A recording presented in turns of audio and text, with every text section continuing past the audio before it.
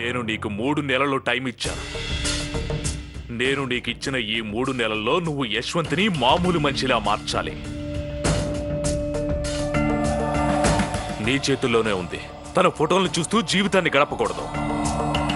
తన జీవితం కుటుంబానికి, స్నేహితులకే కాక జీవిత భాగస్వామి కూడా స్థానం ఉండాలి.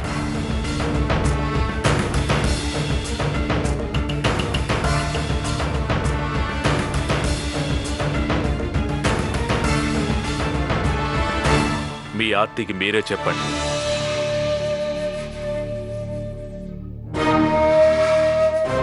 అత్తారింటి తరపు వాళ్ళం కాబట్టి మేం వివరంగా చెప్పలేకపోతున్నాం. మా పిల్లల్ని చూసుకోవడానికైతే 10 మంది పని వాళ్ళని పెట్టుకోగలం. కానీ యశ్వంత్ అవసరాల సంగతి ఏంటి?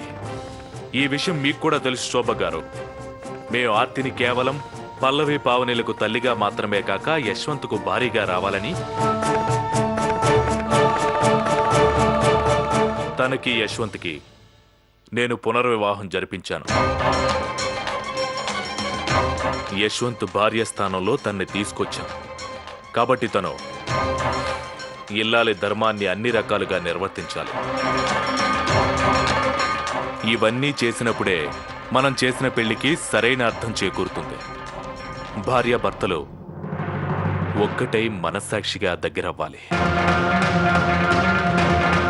అంతేకాని పిల్లల వెనకాల పరిగెత్తుతూ కాలం గడపడం కాదు.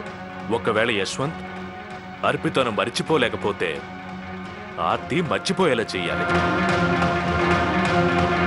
కలల ప్రపంచం నుంచి బయటకు తీసుకురావాలి. తన బాధ్యత ఆర్తి ఎంత తొందరగా తెలుసుకుంటే అంత మంచిది. మీరే చెప్పండి. అందుకే మిమ్మల్ని రమ్మన్నా.